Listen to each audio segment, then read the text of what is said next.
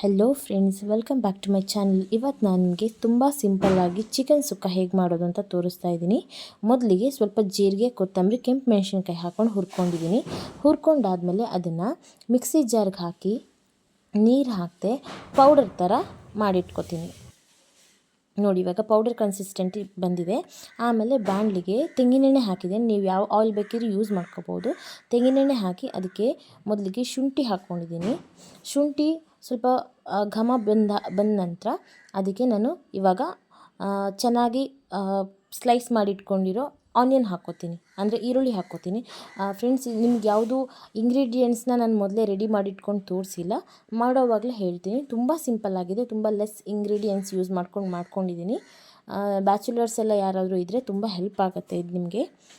ನೋಡಿ, ಇವಾಗ ಬ್ರೌನ್ ಆಗ್ತಾ ಇದೆ. ಹಾಗೆ ಅದಾದಮೇಲೆ ಅದಕ್ಕೆ ಟೊಮೆಟೊ ಹಾಕ್ಕೊಂಡಿದ್ದೀನಿ. ಟೊಮೆಟೊ ಹಾಕ್ಕೊಂಡು ಅದನ್ನು ಅಷ್ಟೇ ಸ್ವಲ್ಪ ಬಾಡಿಸ್ಕೊತಾ ಇದ್ದೀನಿ. ಎಣ್ಣೆಯಲ್ಲೇ ಚೆನ್ನಾಗಿ ಫ್ರೈ ಆಗಬೇಕು ಅದು. ಅದಾದ ನಂತರ ನೋಡಿ, ಇವಾಗ ಚೆನ್ನಾಗಿ ಫ್ರೈ ಆಗ್ತಾ ಇದೆ. ಹೀಗೆ ಫ್ರೈ ಆಗ್ತಾ ಬಂದಾಗೆ ನೋಡಿ ಎಣ್ಣೆನೂ ಬಿಟ್ಕೊಳ್ತಾ ಇದೆ. ನೀವು ನೋಡ್ತಾ ಇದ್ದೀರಾ, ನೋಡಿ ಎಣ್ಣೆ ಬಿಟ್ಕೊಳ್ತಾ ಇದೆ. ಎಣ್ಣೆ ಬಿಟ್ಕೊಂಡಾದ ನಂತರ ಇದಕ್ಕೆ ಚಿಕನ್ ಹಾಕಿ ಉಪ್ಪು ಹಾಕಿ ಬೇಯೋದಕ್ಕಿಡ್ತೀನಿ. ಇದಕ್ಕೆ ನೀವು ಖಾರ ಬೇಕಿದ್ರೆ ಫ್ರೆಂಡ್ಸ್, ನೀವು ಮಸಾಲೆ ರುಬ್ಕೊಳ್ಳೋವಾಗ ಪೆಪ್ಪರ್ ಕೂಡ ಹಾಕ್ಕೋಬಹುದು. ಬಟ್ ನಾನು ಅಷ್ಟಾಗಿ ತಿನ್ನಲ್ಲ, ಹಾಗಾಗಿ ಪೆಪ್ಪರ್ ಹಾಕಿಲ್ಲ. ತುಂಬ ಈಸಿಯಾಗಿ ಹೋಗಲಿ, ಆಮೇಲೆ ತುಂಬ ಕ್ವಿಕ್ಕಾಗಿ ಆಗಲಿ ಅಂತ ಹೇಳಿಬಿಟ್ಟು ನಾನು ಇದನ್ನು ತೋರಿಸ್ತಾ ಇದ್ದೀನಿ. ನಾನು ಯಾವತ್ತಾದ್ರೂ ತುಂಬ ಅರ್ಜೆಂಟಾಗಿ ಅಥವಾ ಯಾರಾದರೂ ಗೆಸ್ಟ್ ಮನೆಗೆ ಬಂದಾಗ ತುಂಬ ಈಸಿಯಾಗಿ ಇದನ್ನೇ ಮಾಡ್ಕೊತಾ ಇರ್ತೀನಿ. ನೀವು ಬೇಕಿದ್ರೆ ಮಾಡ್ಕೋಬೋದು. ನೋಡಿ, ಚೆನ್ನಾಗಿದೆ, ಸಿಂಪಲಾಗಿ ಚೆನ್ನಾಗಿರುತ್ತೆ. ಒನ್ ಟೈಮ್ಗೆಲ್ಲ ತುಂಬ ಚೆನ್ನಾಗಿರುತ್ತೆ. ನೋಡಿ, ಇವಾಗ ಉಪ್ಪು ಹಾಕ್ಕೊಂಡಿದ್ದೀನಿ. ಉಪ್ಪು ಹಾಕ್ಕೊಂಡು ಆಮೇಲೆ ಅರಿಶಿನ ಹುಡಿ ಹಾಕ್ಕೊಂಡು ಬೇಯೋಕ್ಕಿಡ್ಬೋದು. ಅಥವಾ ನಾನು ಬೆಂದಾದ್ಮೇಲೂ ಚಿಕನ್ ಸ್ವಲ್ಪ ಅರ್ಧ ಬೆಂದಿದೆ ಅನ್ನೋವಾಗಲೂ ಹಾಕ್ಕೋತೀನಿ ಕೆಲವೊಂದು ಸಲ.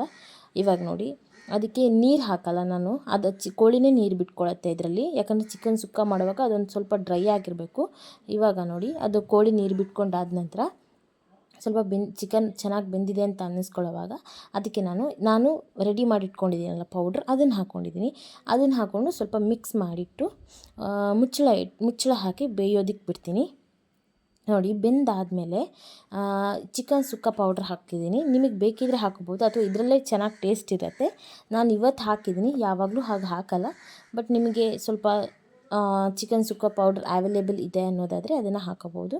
ಹಾಕ್ಕೊಂಡು ಸ್ವಲ್ಪ ಹೊತ್ತು ಬೇಯೋದಕ್ಕಿಟ್ರೆ ಸ್ವಲ್ಪ ಹೊತ್ತು ಬೇಯ್ತಾ ಇದ್ದಂಗೆ ನಿಮ್ಗೆ ಬೇಕಿದ್ರೆ ಕೊತ್ತಂಬರಿ ಸೊಪ್ಪು ಹಾಕ್ಬೋದು. ಬಟ್ ನನ್ನ ಹತ್ರ ಇರಲಿಲ್ಲ, ಅದಕ್ಕೆ ಹಾಕಿಲ್ಲ. ಚಿಕನ್ ಸುಕ್ಕ ರೆಡಿ ಆಯಿತು ನೋಡಿ.